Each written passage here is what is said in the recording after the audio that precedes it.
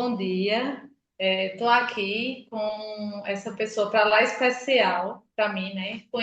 Conheci ela, tive o privilégio de conhecer no Maria Lucinda, e aí eu vou deixar que ela se apresente, e aí eu quero também que ela lembre que eu não chamava ela por telefone quando eu atendia, eu não chamava ela de amor, que o nome de guerra dela era amor, né? E aí ela vai falar um pouquinho de quando a gente se conheceu, da trajetória dela entrar na hemodiálise. Mas antes de ela falar qualquer coisa, eu vou deixar que ela se apresente, certo? Pode falar, amor. Boa tarde. Meu nome é Gelva Amor da Roça, certo? Eu sou deixei de fazer diálise, né? E então eu conheci essa pessoa também maravilhosa na minha vida que me ensinou muita coisa quando eu comecei a fazer hemodiálise.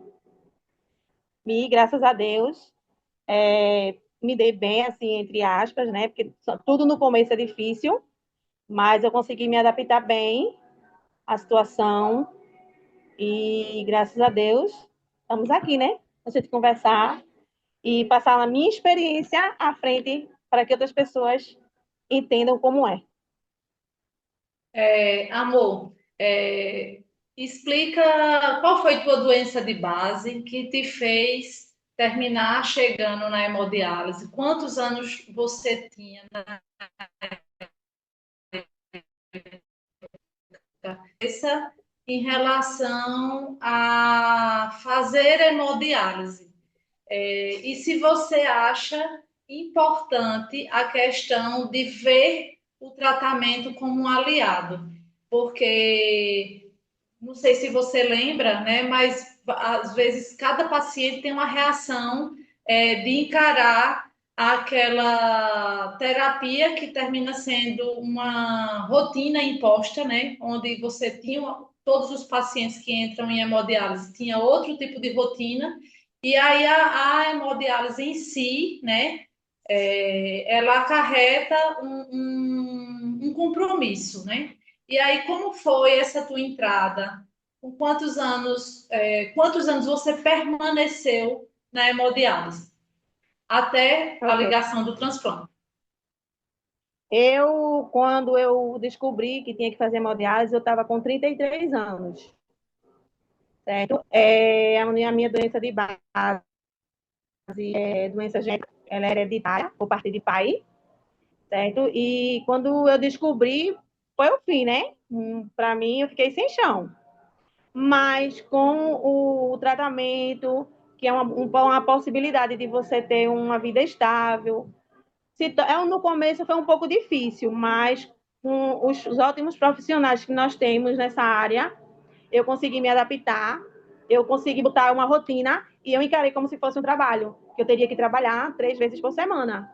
E com isso, até eu entender que eu precisaria, passei por muitos bocados por falta de acesso, mas graças a Deus, passei 2 anos e 7 meses na hemodiálise só, entre idas e vindas de catete e fístula, mas graças a Deus, só passei 2 anos e 7 meses na hemodiálise. Independente, assim, da minha rotina era caseira mesmo, de casa, então eu passei a encarar como se fosse um trabalho. Eu tenho que fazer esse tratamento. Para mim não se tornou muita carga, porque eu encarei como se fosse um trabalho. Eu tenho que trabalhar. E quanto tempo você está transplantada? E qual foi o primeiro pensamento quando telefonaram para você? Bem, quando ligaram para mim, quem atendeu foi minha filha. E o primeiro pensamento foi: vou agora, vou e seja o que Deus quiser. Até porque a gente nunca sabe como as pessoas saem. Quando as pessoas fazem os transplantes, as pessoas nunca voltam para dizer a gente que está na diálise como foi. Então, essa era uma experiência que eu queria ter. E fazer e depois voltar para dizer a todos como foi. Então, esse mês agora de fevereiro, dia 16, vão fazer 10 anos que eu sou transplantada. Eu transplantei no dia 16 de fevereiro de 2016. Então, vou fazer 10 anos e graças a Deus eu estou bem.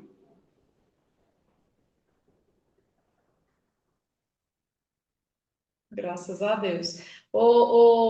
Amor, e quando, após o transplante, como foi tua rotina, é, em relação às dosagens de medicação? O que é que você tem para falar para as pessoas, né, em relação, porque no transplante, no pré-transplante, eles sempre frisam muito que o transplante é um tratamento.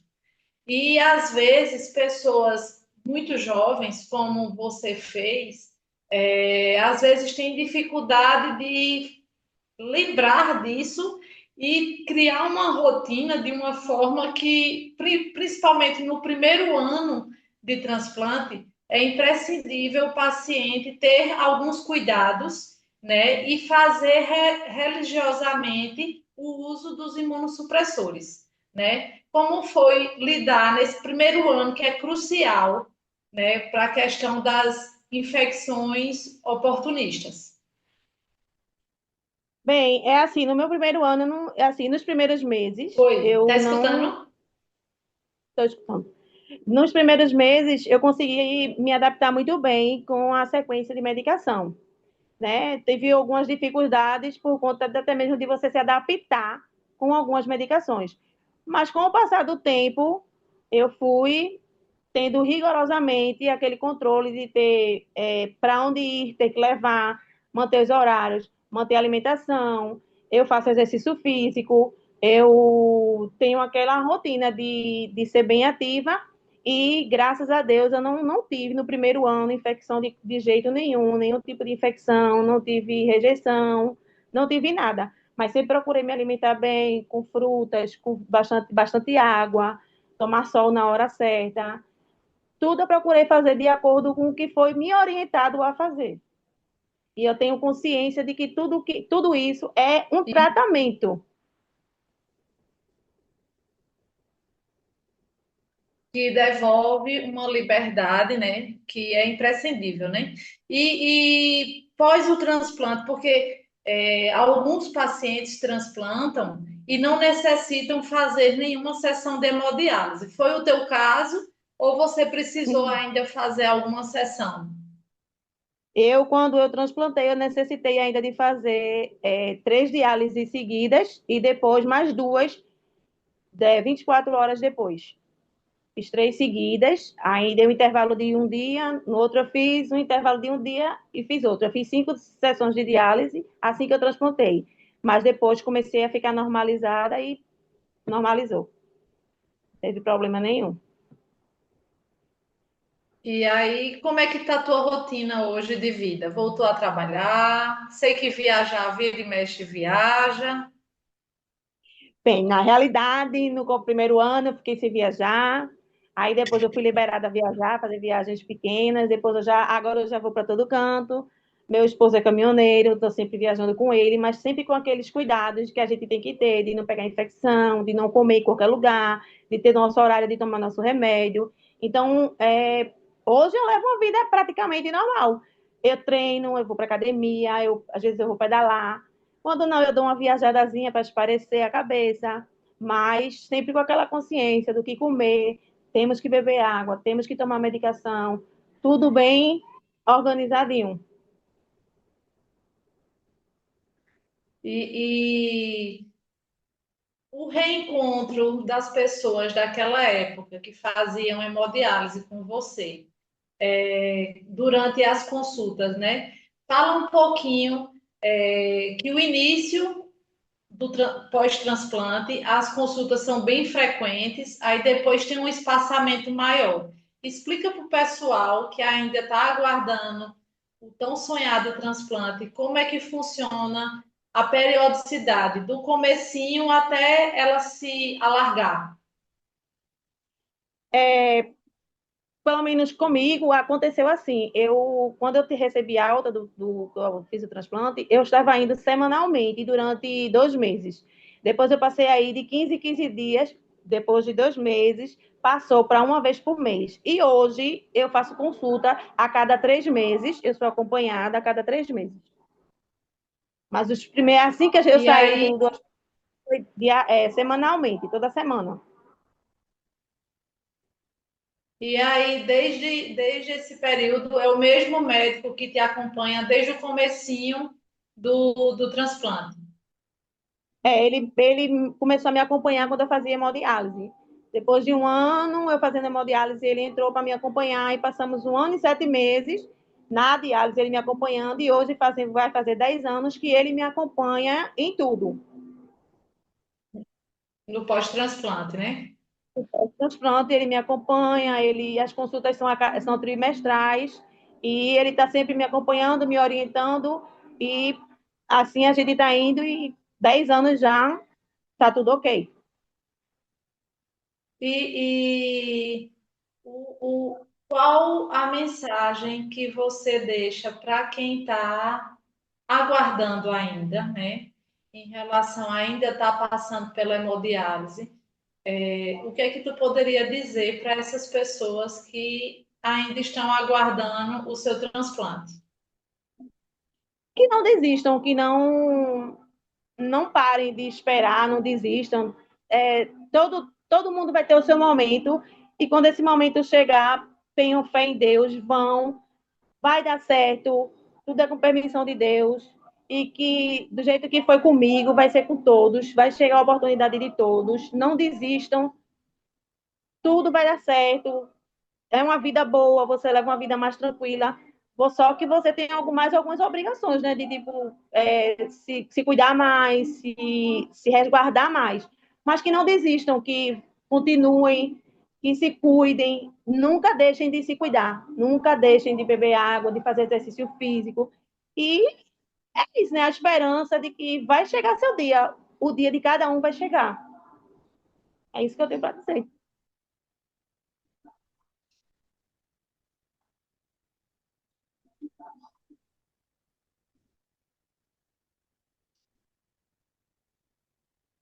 Verdade. Amor, deixa eu te fazer outra pergunta. Quando tu recebeu a ligação, tu já estava com a mala pronta? Tu orienta, todo Não, mundo já está com a malinha pronta para qualquer hora receber essa ligação? Ou não, ou de fato tu não pensava que esse momento ia chegar para você? porque assim, eu só passei 7 meses na lista de transplante, então eu esperava que passaria mais tempo, então eu não me preocupei em arrumar mala, não me preocupei em arrumar nada. Mas eu tive uma rede de apoio muito boa, muito grande. Então, quando a ligação chegou, eu só pensava em ir. No momento eu não pensei em nada, eu não pensei em mala, eu não pensei em organizar nada. O que eu mantinha organizado eram meus exames. Sempre eu andei com ele sempre organizado. Mas mala, essas coisas, na hora realmente a gente não pensa. Mas quem quer se preparar, pode se preparar. Mas eu em si, eu não esperava, até porque foi pouquíssimo tempo na lista, graças a Deus. Mas deu tudo certo. E você achava uma realidade distante? Às vezes passou pela tua cabeça que essa ligação ia demorar a chegar ou talvez não chegasse. O que é que tu diz em relação experimentar uma coisa que para alguns às vezes é tão distante? É, dá um pouquinho de medo, né? Você saber quando aperta aquele botãozinho ali, dizendo que você está na lista já, esperando, e pode ser a qualquer momento. Dá um pouquinho de medo, mas aí eu sempre esperava, eu sempre acreditei que meu dia ia chegar. Poderia ser a qualquer momento, em qualquer lugar. Então eu evitava estar longe, eu evitava estar viajando. Então, assim, a gente, a gente espera que seja o mais rápido possível, né? Mas para mim foi uma coisa assim inesperada, assim, questão da hora, questão do dia, mas sem queixa. Se fosse para ter que esperar mais, eu teria consciência de que o meu dia ia chegar, eu ia estar esperando. Mas graças a Deus foi rapidinho. Graças a Deus você passou pouco tempo, né? Na época que amor, né? O nome de guerra, deixa eu explicar para vocês que vão estar nos assistindo o que é nome de guerra em clínicas de hemodiálise, né? Na época que eu trabalhava no serviço que ela fazia hemodiálise, pacientes que utilizam capilares reprocessados que vão para o reuso, né? E aí o nome dela é Gelva Amor, mas a gente sempre perguntava qual o nome que gostaria de ser chamada. E o nome dela, que ela gostaria de ser chamada, e terminou virando o nome de guerra dela, era Amor. E na clínica, em todo canto, eu chamava ela de Amor. Mas quando ela me ligava e eu chamava ela de Alva Amor, ela pergunta: por que tu não me chama de Amor quando tu atende o telefone? Eu disse, porque eu não vou queimar meu filme chamando Amor dos outros.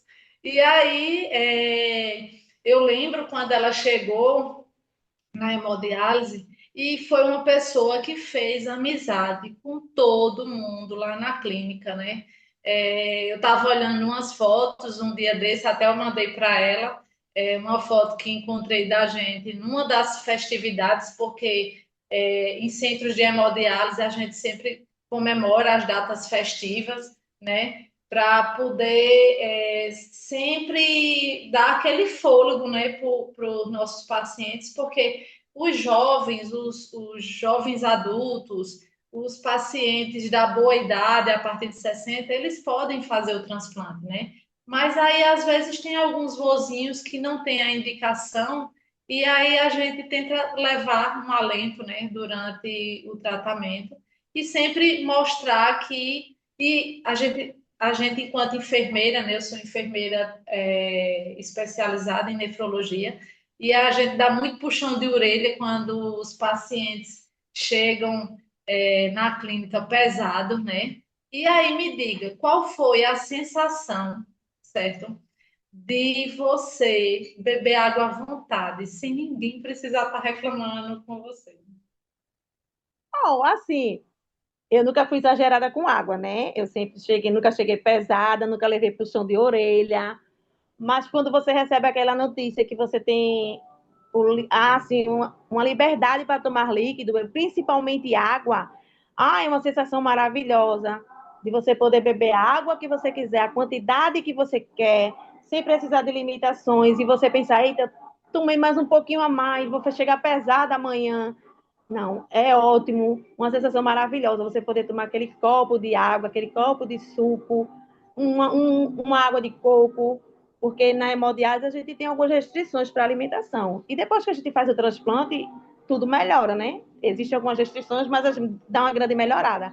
Então, a ingestão de líquido foi maravilhoso, porque é surreal você não poder, você ficar assim, puxa, ai que sede, não poder beber aquela água, e de repente você saber que você pode beber sem, sem ninguém estar de olho em você, sem poder ficar com medo do outro dia, de como você vai chegar. Então, para mim é surreal poder hoje beber água, tomar o que eu quiser. Ô, amor, e na época que você ainda fazia hemodiálise, você chegou a ficar anúrica sem fazer xixi? Não, eu sempre, desde que eu comecei a fazer diálise, eu sempre tive um pouco de urina para fazer, né? Assim, eu sempre consegui fazer um pouco de xixi. Pouco, Nenhum mas eu não. momento, Oi? em nenhum momento parou de vez de urinar, não foi? Não, não, eu não parei, não. Sempre tive. Por que, por que que eu fiz essa pergunta para ela? Porque fazia tempo também, né? Eu não me recordava dessa parte específica de amor. E aí, alguns pacientes, quando eles entram na hemodiálise, não são todos, vai muito de organismo para organismo, só para explicar a vocês, certo? Alguns, de fato, ficam anúricos, que esse termo anúrico é o termo técnico, mas ficam sem fazer xixi, né? E aí, o que às vezes, para a gente que está num local público, às vezes irrita, para o paciente que é anúrico, fazer um simples xixi é um verdadeiro sonho, não é isso, amor? Para os pacientes que Sim. ficam anúricos, o sonho de voltar a urinar. Então, assim, a gente passa a ver e valorizar as coisas nos seus mínimos detalhes. E eu acredito que com você não é diferente, né? Quando ela era minha paciente lá de Recife, eu tive a honra de recebê-la aqui umas 2 vezes, eu acho, aqui em Caruaru, não foi?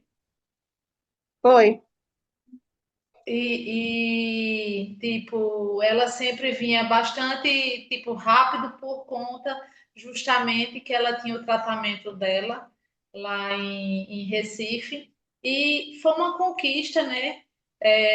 Do período da gente, boa parte das pessoas foram transplantadas e aí estão contando o seu testemunho de vitória, né? Que não deixa de ser uma vitória, porque esse de repente, essa ligação, eu digo que é um milagre que vocês receberam, né? E cada cantinho que vocês forem passar, vocês são um testemunho de fé e de esperança, né? Porque todo paciente de hemodiálise, ele ensina tanto, tanto, porque é uma garra de viver, né? São muitas limitações, a gente reclama, mas a gente sabe que cada reclamação que a gente dá para cada um de vocês não é fácil o que a gente pede. É necessário, né? Nem sempre vão seguir o que a gente orienta, mas vocês são uma história de a vida vale a pena, certo? E que vale a pena se cuidar, né? Quando você entrou, você fazia acompanhamento com um nefrologista antes ou você foi pega de surpresa? Eu fui pega de surpresa. Quando meus primeiros sintomas apareceram, que já tive diálogos com outras pessoas, são totalmente diferentes em cada pessoa. Os meus sintomas foi como se eu tivesse gestante, como se eu tivesse grávida, vômitos, sonolência. Mas no final das contas, quando eu fui realmente para o médico, não era nada disso. Estava com anemia e estava ficando já com insuficiência, já estava com insuficiência, né? Só que ele não estava 100% paralisado. Eu ainda tinha um tinha 8% e o outro tinha 6%. Mas eu fui pega totalmente de surpresa. E para a população entender, muitas pessoas terminam caindo de paraquedas numa hemodiálise, justamente por não saber. Toda a população ela acha que o que faz o paciente entrar na hemodiálise é não beber água, e não é isso. Várias outras causas, como diabetes, hipertensão, anemia, lúpus, e tantas outras doenças, sem ser doenças de base renal mesmo, que ocasionam essa lesão e fazem os pacientes precisar de hemodiálise. E aqui no Brasil, né, é pouco difundida a diálise peritoneal e, de fato, hoje o número cresce muito de pacientes renais em hemodiálise, justamente porque não fazem da nefrologia, do médico nefrologista, esse especialista, uma prática preventiva, como uma mulher vai num ginecologista, como a gente faz nosso check-up da mulher individual, todo indivíduo deveria fazer sim seu check-up renal, né? Porque a gente só procura um nefrologista ou só encontra essa especialidade quando já está numa emergência recebendo um catéter, né? E aí, como É. foi a questão dos teus acessos? Quando tu fizesse um comparativo em relação à qualidade de vida que tu tivesse quando você saiu de catéter para fístula, o que é que você diria para quem tem medo de fazer fístula? Podem. A fístula é uma liberdade que a gente tem para tanta coisa, porque o cateter limita muito. O cateter é muito mais sofrido do que você fazer uma fístula. O cateter ele limita muita coisa. Principalmente com a gente mulher a tomar um banho, lavar um cabelo, ir para uma praia, ir para uma piscina, se sentir bonita. né? Já que a gente já tem essa questão de fazer hemodiálise. E a fístula, não, a fístula pelo menos me deu um pouco de liberdade para poder sair, para poder ninguém estar olhando, independente de onde seja, porque tem os julgamentos também, tem as olhadas. Então, a fístula, eu aconselharia todo paciente de hemodiálise pudesse fazer a fístula o mais rápido possível, porque é mais fácil, é menos doloroso, é menos incômodo e é muito mais prático, muito mais fácil para você fazer uma diálise. Bem feita, né? Porque eu sofri muito com catéter e às vezes a minha não saía bem feita, porque eu sofria muito com meus catéteres. Então, eu preferia sempre fazer logo a fístula o mais rápido possível, já usar para tirar logo o catéter. Eu indicaria o mais rápido possível a fístula. Ô, amor, e depois que tu fizesse o transplante, você já fechou a fístula ou você passou um tempo e depois foi indicado? Como foi, a questão da fístula pós-transplante? Bem, depois que eu fiz o transplante, 2 anos depois ela começou a desenvolver muito rápido e estava me causando alguns desenvolvimentos nas glândulas mamárias. Então, eu precisei fechar para que isso não viesse me causar alguma coisa depois na minha mama. Então, ela foi fechada há 2 anos. E foi fechado no próprio centro onde você fez o transplante. No mesmo centro onde eu fiz o transplante, por orientação do médico que me acompanha. Tive que Ótimo. ir para E aí, qual a todos. mensagem que você deixa final, agradecimento para alguém que você gostaria de agradecer, seja família. Primeiramente a Deus, que eu sei que você é uma mulher de fé, né? E aí deixa uma mensagem para algum colega que transplantou e está passando alguma dificuldade no momento presente. Deixa uma mensagem aí que brote do seu coração. Bem, né? Primeiramente, agradecer a Deus, né? Segunda, para agradecer a rede de apoio que eu tenho 2 filhos que foram minha base para tudo que eu passei, eu sempre pensei neles, botei eles na frente. Marido, minha mãe, e depois, assim, os médicos, os técnicos, os enfermeiros, todos que estavam comigo, eu tenho mais muito a agradecer a todos. E como você citou, eu sou muito comunicativa, então, meus colegas de diálise que transplantaram depois, que estavam lá no dia que eu fui fazer minha última diálise, que todos ficaram sabendo e todos me deram força. Agradecer a todos que torceram por mim, né, que estavam comigo nesses momentos difíceis, que não foi só um dia nem dois, foram 2 anos e 7 meses, mais um mês de pós-transplante. Mas eu tenho mais é que agradecer a todos. E tem muito assim, porque eu tenho contato com todos, eu estou sempre junto de todos. E eu guardo sempre no meu coração, vão estar sempre comigo, e especialmente você, meu médico querido, doutor Alexandre Holanda, certo que é meu aperreio, mas são pessoas que eu amo, que estavam comigo, que estão comigo. Você que segurou minha mão muitas vezes, eu tenho muito que lhe agradecer também, que sempre esteve comigo, segurou minha mão e estava sempre ali me chamando de amor e dizendo: amor, eu estou com você. Principalmente para você também. Muito obrigada por tudo que você fez e faz até hoje quando eu preciso. Pronto. Eu que agradeço por você ter aceitado participar, né, do canal. Se Deus quiser, quem sabe a gente vai ter a oportunidade de fazer pessoalmente, né? Tomando um cafezinho, um bolinho, né? Hoje a gente fez por vídeo, né? Mas se Deus quiser, a gente vai ter a oportunidade de fazer um ao vivo, né? E sempre torci muito por você, né? Eu sei que às vezes morar um pouquinho distante, não é tão distante, mas eu sempre fui desligada e continuo sendo desligada de estar olhando mensagem, celular ou ligando, né?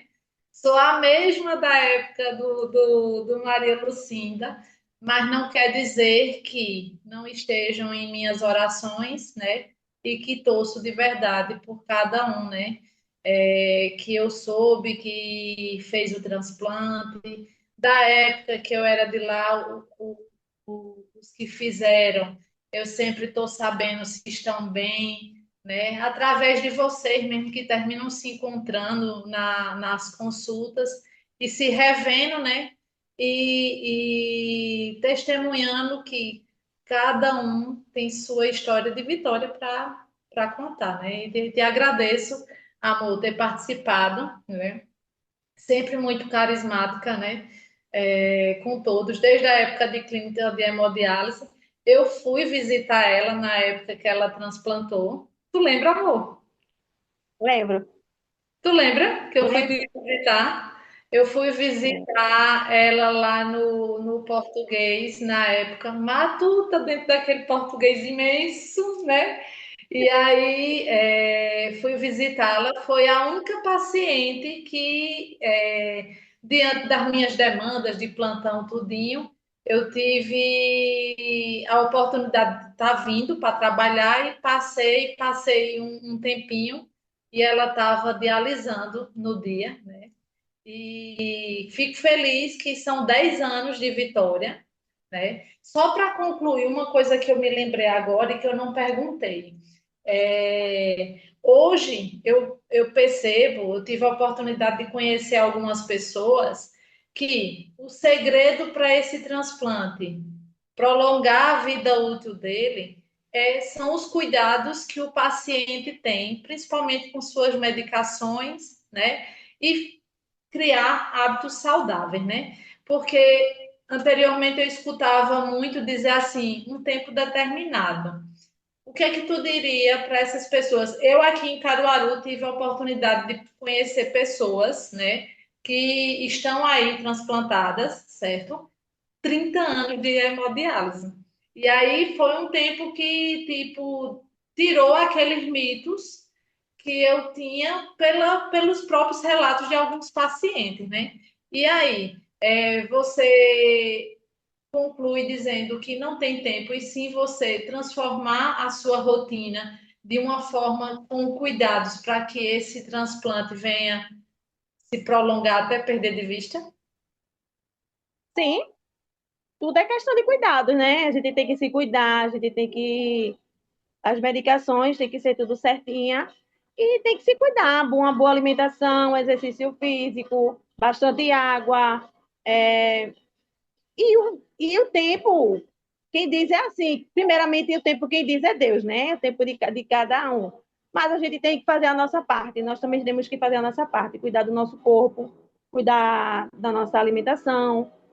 Muita coisa eu aprendi, como você estava falando, a gente depois que transplanta, a gente aprende e dá valor a muita coisa que não dava antes. Então hoje eu dou valor a muita coisa que eu não dava antes. Inclusive, antes eu bebia bebida alcoólica, hoje eu não bebo mais. Hoje a minha vida é mais saudável. Então, assim, eu pretendo que dure anos e anos e anos. No que depender de mim, eu estou sempre correndo atrás de uma coisa melhor, de uma melhoria de vida, um, uma coisa que faça com que o meu transplante ele permaneça por mais anos e que eu não tenha intercorrência de nada, de nenhum tipo de doença, de nenhum tipo de infecção, de nada. Você acredita que em 10 anos eu só tive duas Já foi. infecções?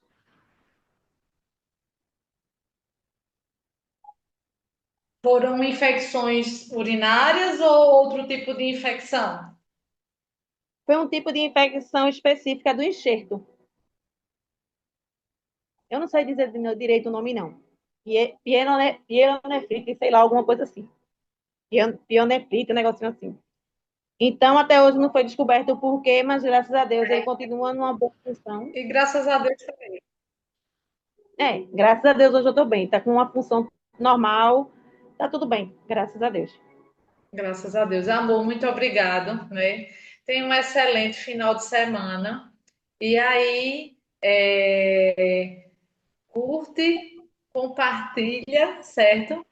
E vai informando aos pacientes que tu tem contato. Se quiserem, pode passar meu contato para eles também terem a oportunidade de falar aqui um pouquinho da experiência deles, né? A sua eu conheço porque eu acompanhei desde a sua chegada até, graças a Deus, o momento do transplante, né? E desde que quando abriu o canal, né? Agora é um bebê, né? Nasceu, é recém-nascido. Eu falei que ainda realizo assistir um transplante, né?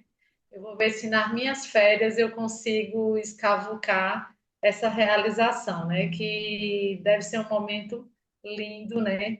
E para quem ama a nefrologia, como eu gosto, né? Para mim é uma realização, certo? Muito obrigado. Um bom final de semana para você, né? E que de fato você seja luz para quem você passar e no sentido de você transmitir essa mensagem de fé, porque você é uma mensagem de fé viva, né? Para aqueles que aguardam, para aqueles que você encontra ainda fazendo as consultas pré-transplante lá no edifício Santo Antônio. Eu sei que encontra muita gente, é gente que está aguardando, gente que está nos períodos de revisão, e só a te agradecer pelo privilégio de estar te vendo aqui, mas a gente ainda, se Deus quiser, vai gravar um pessoalmente, certo?